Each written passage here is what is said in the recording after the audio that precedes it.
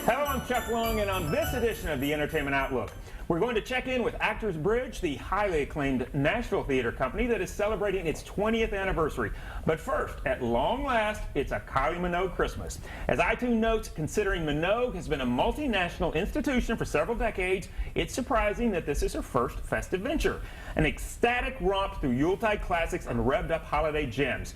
Here's a little preview of a Kylie Christmas and my favorite holiday CD for 2015.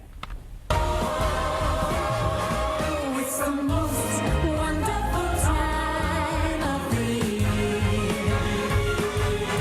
There'll be much mistletoeing and hearts will be glowing when loved ones are near. It's the most wonderful time. It's the most wonderful time. Oh, the most wonderful time of the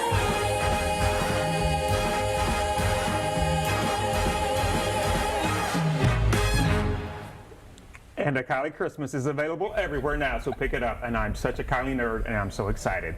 All right, now it is time to talk theater. 20 years of groundbreaking theater from Actors Bridge. Joining us tonight, Company Artistic Associate Jessica Malone and actress and writer extraordinaire Rachel Agee. Welcome, ladies. Thank you. So glad you're here. Thank you for having us. Oh, I love you both, and I love Actors Bridge, and I'm so excited. 20-year anniversary, a lot to talk about.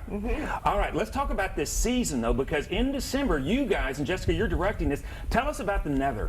So we're so excited about The Nether. It is a sci-fi crime thriller, and it is being staged in our new studio home in the chapel space of the Dark Horse Theater in a sort of site-specific, site-responsive way. And our artistic director, Valerie Forrester, is actually playing the lead of the Detective Morris. And so I'm very excited to see her on stage again and have the opportunity to direct her. And this is big news that you guys have taken up residency in the Dark Horse. So kind of how did that come to be? Sure. So it was sort of a 6-month process of negotiations, and it just so happened that the big chapel space became available, and we have always loved the Dark Horse. Have performed there for many years. The first show I ever directed, actually, Rachel was in and was upstairs at the Dark Horse, and so we love the space. We love Shannon and Peter so much, who own the building, and when we found out we could potentially move into the chapel space, we said, how can we do it and how fast can we get there? And we're let's thrilled. do it. Yeah. And that's one of the things, though, that Actors Bridge is known for. You guys do shows that otherwise probably would not be brought to Nashville. So that's always been pretty much the goal of Actors Bridge. Yeah, we've done a lot of premieres, and we've done a lot of original works from local playwrights over the years, and it's kind of, I guess it's kind of a calling card. Absolutely. We do a lot of, we're in a position to be able to take a lot of risks that a lot of theater companies are not able to take. Which that is a great thing to be able to do. Now, you're going to be directing the Vagina Monologues, is that correct? That will be Valerie Forrester. Val's directing, but you are in the Vagina Monologues. We have done so many productions of the Vagina Monologues over the years. It's one of my favorite things to do. It's a fundraiser for Act Like a Girl, which is our summer program for girls.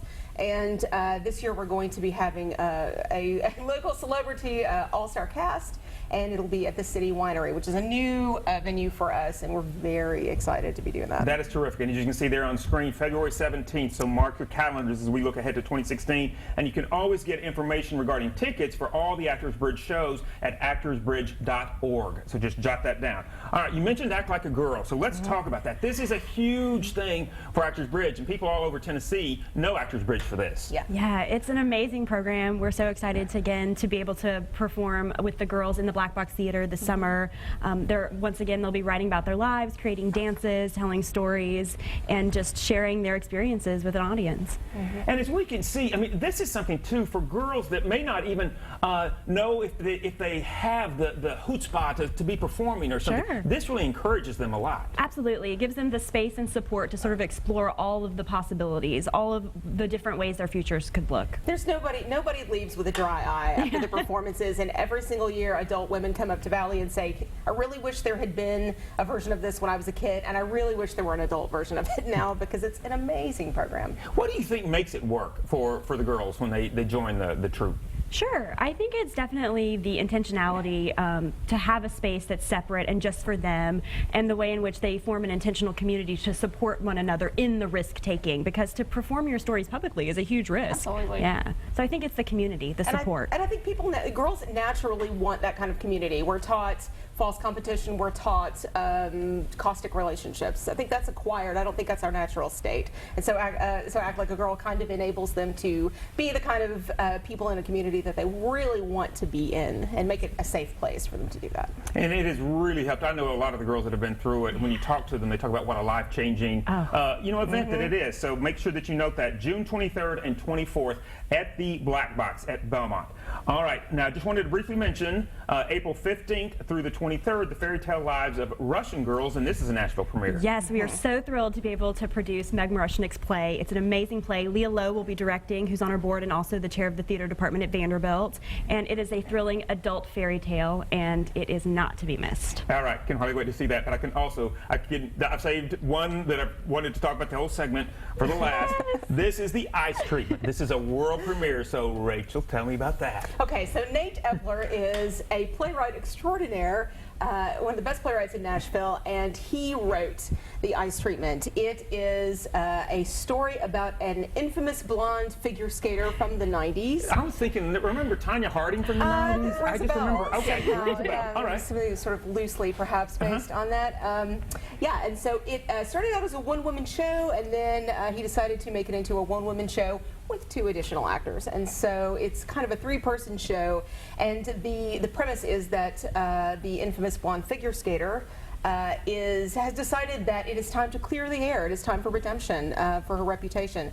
So she has written her life story as a movie script, and she is pitching it on tape to some movie producers. In her basement, she has hired 2 actors from Craigslist to come in and help her act out her life story as part of this pitch, and so hence the title, The Ice Treatment. And you will be... I am playing the infamous blonde figure skater. Only Nate Epler would think it was a good idea to cast me as a professional athlete, and I appreciate that about him. I can hardly wait to see this. It is so funny. It is a very, very funny. It's also a really thought-provoking show, so I think really people is. are going to love Mark it. that on your calendars, July 15th through the 24th, a world premiere. Actors Bridge, congratulations, 20 incredible years. you. Here's to 20 more. Thank you so much. And you guys have a great holiday. You too. All Yeah, right, enjoy. great seeing you. Thank you. Well, that's all the time we have for this edition of Out and About today. You guys have a great holiday season, and we'll see you in 2016.